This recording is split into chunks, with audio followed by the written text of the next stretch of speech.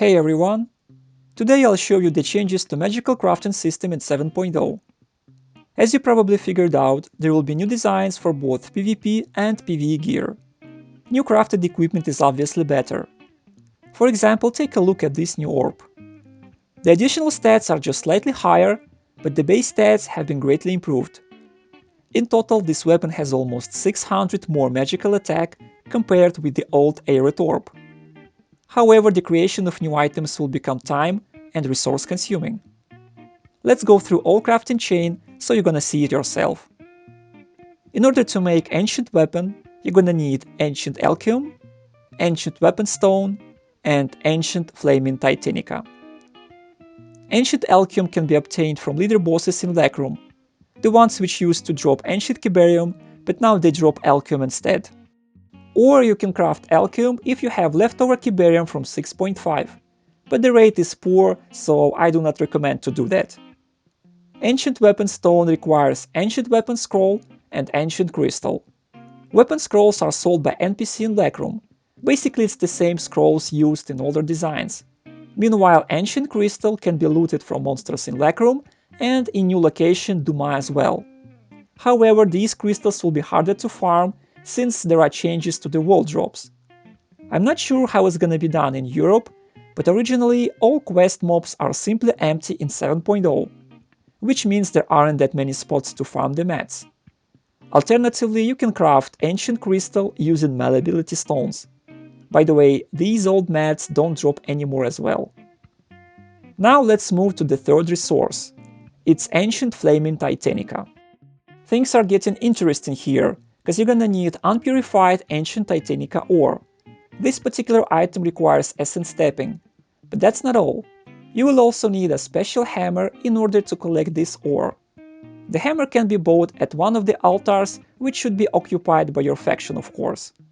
On top of that, you can't buy it with Kina, you need stellium, a coin which you get by completing various quests and capturing altars in Duma. Also, there is weekly limit on how many hammers NPC can sell. Legions which conquered altar have advantage, because there is a chance to spawn additional NPC accessible only for Legion members. This bonus NPC may also offer a limited amount of hammers, but unlike ordinary NPC, this one has daily sales limit. Let's go back to our design. Except the ore, you also need magical element of flame. You can find it at NPC in Lackroom. The one which is selling the Venian insignias, it's in your main city. So 24 magical elements of flame will cost you 72k Abyss points. And that's all you need in order to craft one single ancient PvP orb from the upcoming patch. Let's move to legendary equipment. Here you're gonna need some legendary alchemy. It can be looted after killing named bosses in Lackroom and Duma. Similar to ancient alchemy, this one can be also crafted using old mats. And as for magical element of cold, you can buy it from NPC for Kina. Legendary weapon stone requires scrolls from merchant and legendary crystal. As I already mentioned earlier, the crystals can be acquired by farming mobs in Lackroom and Duma, or crafted using old mats. Titanica ore is also a part of this design, but this time you need legendary unpurified version. When you attempt to collect this item, you may receive 2 ancient, 2 legendary or 2 ultimate unpurified titanica ores. Depends on RNG. And the second required item for this pattern is melted burning water. Guess how much does it cost you this time? It's 288k. And finally, let's see what do we need at the last step. Ultimate alchemy. You get it from Anomalous in Lackroom and New World bosses in Duma. For ultimate weapon stone you're gonna need crystals. The way of getting them is the same as for previous steps. Ultimate titanica, well, I already told you how to get this one. And the last resource is gonna consume your Abyss points again.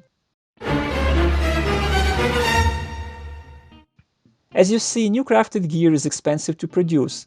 The only reason why you need to craft this new equipment is to gear up your character, or maybe if you wanna gain some key on broker. You're not forced to craft it if you just wanna have some fragments, because there are old designs, you can still craft Aerith parts and extract them. Even though the old materials such as malleability stones and cabarium are not dropping in the open world anymore, you have an option to convert new mats into old ones at 1:1 ratio. There is also one more interesting thing. I found a few designs marked as event, not sure though if it's a Russian or Korean thing. However, you can craft chests containing new ultimate PV accessories and weapon, if you manage to collect these Mookie spikes or whatever these items are, the event ones I mean. So basically, you can either waste a lot of resources and time and try to craft the item by yourself, from scratch, or you can try your luck during some events and get a chest already with a red gear, unprocced or procced version, depends on your luck. And the last important info, there is a possibility to craft mana stones. I'm gonna tell you why it's been added. In 7.0, all mana stones obtained by killing mobs will become untradeable. And when you craft a mana stone, normally it's already untradeable, but if it procs, it turns into a tradable one. It's a random stone, you may say, yes it is, but the designs are divided into 3 groups. Each group consists of 5 stones, so in this way, the RNG factor is limited. You get 1 of 5 possible stones. By the way, upon critical craft, mana stones may turn into legendary and ultimate versions. Mana stone designs is not something that is learned automatically when you level up magical crafting, so you need to purchase them.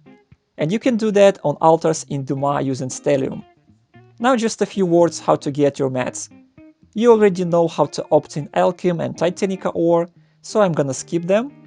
This thing is Ancient Magical Stone, it's the same as Weapon Stone, so I'm gonna skip it as well. Slot Stone, nothing special here, you know how to get them. And the last item is Magical Fragment. You get these by converting untradeable mana stones which you don't need. That's it for today. I hope this info was comprehensive enough. If you still have any questions, feel free to ask them. And if you want to see more interesting content, subscribe, like, and share this video with your friends.